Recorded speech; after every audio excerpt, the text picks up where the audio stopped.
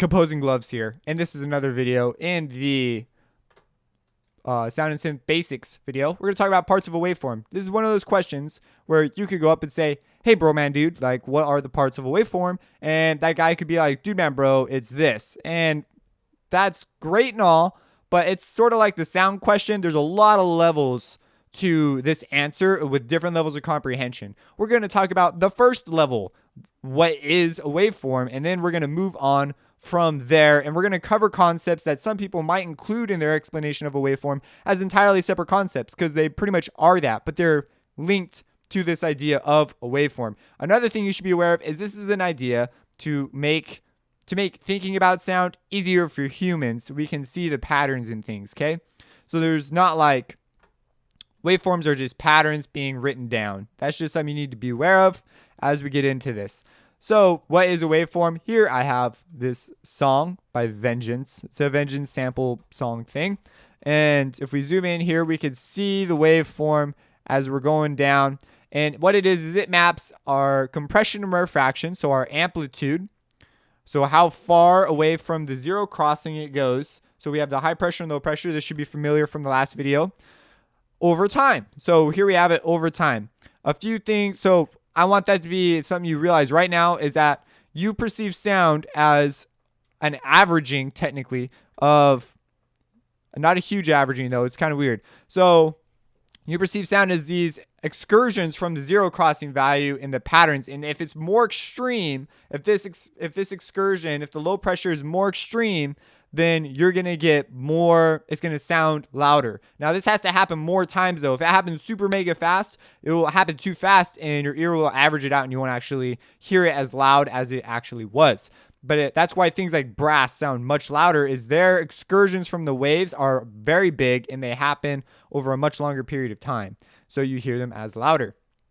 And there's a whole bunch of other things to talk about it, but we're going to talk about just a waveform. So I'm going to record some sound or onto an oscilloscope, which we will talk about in future videos, but this is just basic.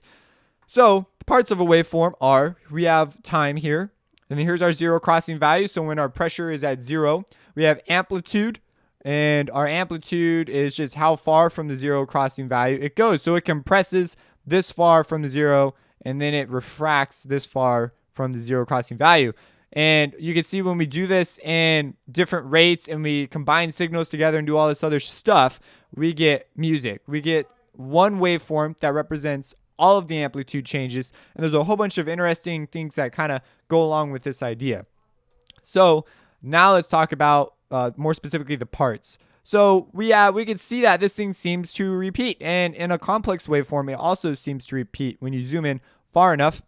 So what is this repeating pattern? That's called a cycle. So if you pick any point on this waveform, so let's say we pick this like maximum negative value here, and you go up to the next peak, a positive value, so the next highest value on the next, when you cross zero. So here we stop and we start going down again, and then that's a cycle. So if we come over here, it's a little weird when you're looking at it like this, because it almost doesn't look like a cycle. But if you come over here, here's the zero crossing. We go down one, we go up, and then back down to the next zero. And so we have one rarefaction and one compression. That is a cycle, and we reach the exact same point.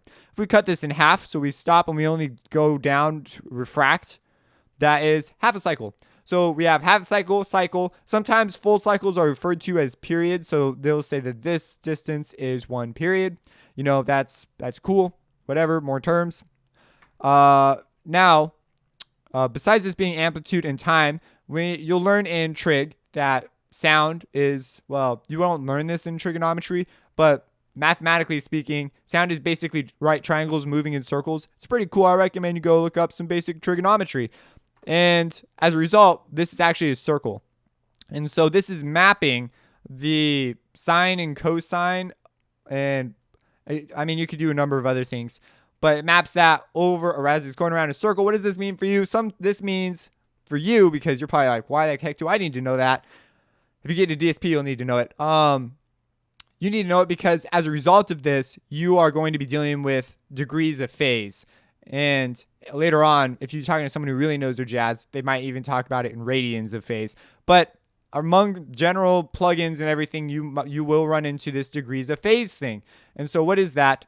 Well, they'll take this circle. So what we said with those one cycle, that's one circle essentially. So this is a pretty fast circle. As you can see, we map it rather quickly. We can have really big, long circles that have much longer waveforms.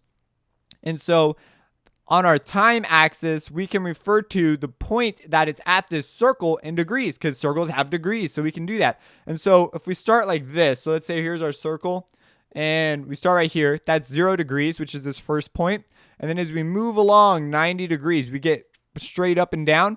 That's 90 degrees. So this is always the refraction point right here. That's always considered 90 degrees. This becomes extraordinarily important later on with particular concepts in sounds and mixing in general.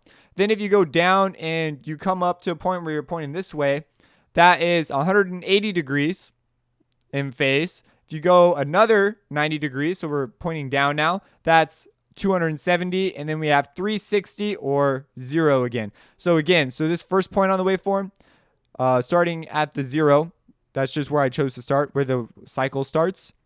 And it should be noted that this is linked to the cycle. So this moment in time is linked to the cycle. And people later on will be calling this phase. I'll do that in another video. So this is 0, 90, 180, 270, and 360. And that's it. That's all you really need to know for now. Let's look at a more complex waveform. You can see we have cycles. It's getting to be a much more complicated mess now.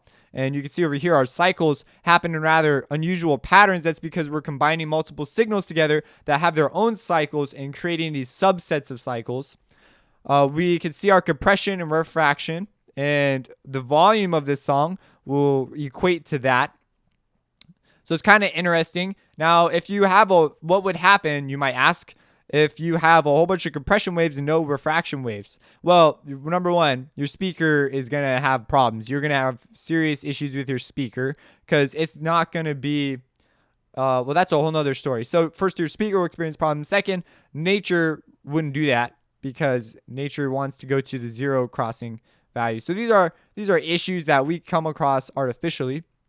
Maybe they exist in real life. I've never heard of it like that. I've only ever run into them when talking about this. They'll create a number of issues. So first of all, this is a bad thing for your speakers. It will ruin parts of your speakers if you do it the wrong.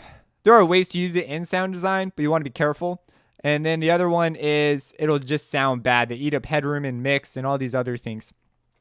So here's our waveform in the not so I can't zoom in as far here, but I want to point out at this point that everything is pretty much just a mapping of this. So you could equate everything to volume. It gets pretty wild, and I haven't talked about phase yet, so I'm going to leave it there. If you have any questions, drop them in the comments, subscribe, and have a blessed day.